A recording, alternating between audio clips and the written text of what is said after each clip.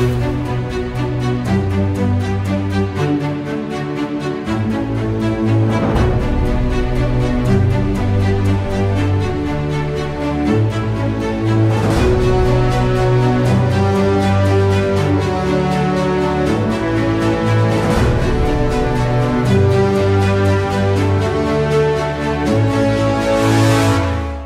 GGK or Gawad Galing Kooperatiba ay nagbibigay parangal sa mga kooperatiba na nagbibigay ng mataas at kalidad na serbisyo sa mga kooperatiba dito sa lalawigan ng Bulacan.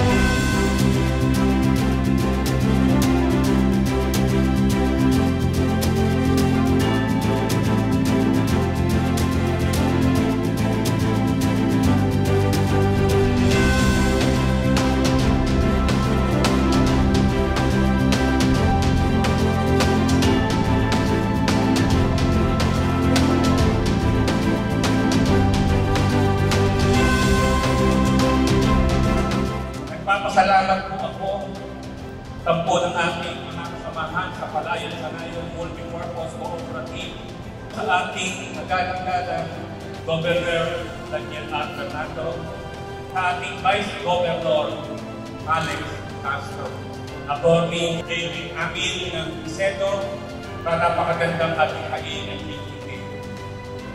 Maraming pong salamat sa Gobernador Daniel Fernando kasama ang Vice Gobernador Alex Castro dahil nagkaroon ng pagpapahalaga sa mga kooperatiba dito sa aming lalawigan ng Bulacan. Ang parangal na ito ay aming inihahandog sa aming mga nagtitiwala at naniniwalang kasapi ng Katmon Multipurpose Cooperative.